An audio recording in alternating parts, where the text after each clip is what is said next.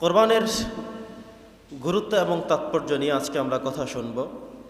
যেহেতু আগামীকাল ঈদুল আজহা, কোরবানের ঈদ, তো কয়েকটি শিরোনামের মাধ্যমে আমরা এই সংক্ষিপ্ত পরিসরে কথা শুনে তারপরে আজকে কোরবানের দিনে কোরবানের পশু সংক্রান্ত অনেকগুলো বিষয়ে আমরা গুরুত্বের দিক থেকে যেগুলো বেশি হকদার, দাবিদার, এই বিষয়গুলো নিয়ে আজকে আমরা কথা বলবো। প্রিয় সুধী, প্রথমেই আমরা শুনবো কোরবানের গুরুত্ব। কোরবানের গুরুত্বের প্রথম যে বিষয়টি বলতে হয় সেটা হলো আল্লাহ তাআলার নির্দেশ এবং হুকুম পালন করা। আল্লাহ বলছেন, লান ইয়ানালাল্লাহা লুহুমুহা ওয়ালা দিমাউহা ওয়ালাকিন ইয়ানালুহু তাকওয়া মিনকুম।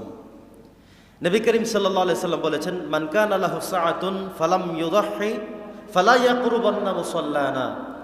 কোরবানি যার উপর আবশ্যক হয়েছে, যিনি উপযুক্ত, যিনি অ্যাবিলিটি সম্পন্ন, এমন উপযুক্ত কোনো মানুষ যদি কোরবানি আবশ্যক হওয়া সত্ত্বেও কোরবানিতে অংশগ্রহণ করবে না, পশু ক্রয় করলো না, কোরবানি দিবে না, এমন যদি হয়, নবীজি খুব রাগ করে বলেছেন, ফালা ইয়াকরুবান্না মুসাল্লানা, সেজন্য ঈদগাহে না আসে।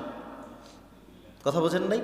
কোরবানি আবশ্যক হয়েছে, নেশাব পরিমাণ সম্পত্তির মালিক তুমি আছো, উপযুক্ততার দিক থেকে কোনো ঘাটতি নাই, কমতি নাই, কোনো সমস্যা নাই, কিন্তু কোরবানি তুমি করবে না, এমন যদি কোনো কেউ সিদ্ধান্ত নিয়ে থাকো, নবীজি বলছেন, ফালা ইয়াকরুবান্না মুসাল্লানা, সেজন্য ঈদগাহের কাছে ধারেও না আসো। তোমার আসা দরকার নাই, তোমার আগে দায়িত্ব ছিল কোরবানি করা, কোরবানিতে অংশ নেওয়া। তুমি কোরবানির সিদ্ধান্ত গ্রহণ করো নাই, পশু কিনো নাই, কোরবানি দিবা না, সেই সিদ্ধান্তে আছো, তোমার ঈদের নামাজ পড়া না পড়া সমান কথা। আল্লাহু আকবার, কত গভীর কথা। বন্ধুগণ আমার, আমরা যারা কোরবানিতে অংশগ্রহণ করব, আমাদের হৃদয়টা কেমন হবে, অন্তরটা কেমন হবে? আল্লাহ বলছেন, লা ইয়ানালাল্লাহা লুহুমুহা ওয়ালা দিমাউহা। আমি আল্লাহ তাআলা তোমাদের কোরবানির পশুর কতটুকু গোশত হলো, কত বেশি গোশত হলো, কেমন মানসম্মত হলো, সেদিকে আমি তাকাই না। ওয়ালা দিমাউহা, কতগুলো রক্ত বের হলো, রক্তের পরিমাণ কম ছিল না বেশি ছিল, কার গরুতে কার পশুতে কত বেশি রক্ত হয়েছে সেদিকেও আমি লক্ষ্য করি না। ওয়ালাকিন ইয়ানালুহুত তাকওয়া মিনকুম, বরং আমি যে বিষয়টি লক্ষ্য করি, খেয়াল করি, দেখি, সেটা হলো তোমাদের কলিজার মধ্যে যে অন্তর রয়েছে, তাকওয়া রয়েছে, ঈমানটাই শুধু আমি পরীক্ষা করি। সুবহানাল্লাহ, ঈমানটাই শুধুমাত্র পরীক্ষা করেন।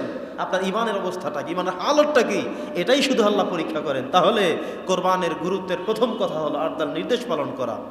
আমি দিব কেন? আল্লাহর নির্দেশ। কোনো কোনো মানুষকে এমন বলতে দেখেছি যে অনেক বেশি দামের গরু কিনছেন, ওনার কম দামের গরু হবে না, যে ভাই এত বেশি দামে কিনেন কেন? যে আরে ভাই, গোস্ত কয় কেজি আর ভাগে পাবো, কয়দিন আর খাইতে পারবো। তো এই কথাটা আপনি হয়তো ভুলে বলেছেন, অথবা ইচ্ছা করেই বলতে পারেন। এই কথাটা রং, এ কথাটা অত্যন্ত গর্হিত কথা। এ কথাটা একবারও বলবেন না। যারা দুই একবার বলেছেন আস্তাগফিরুল্লাহ পরে থেমে যাবেন, এটা বলার কথা না। আপনি তো কোরবান দিবেন শুধু আল্লাহর নৈকট্য হাসিলের জন্যে,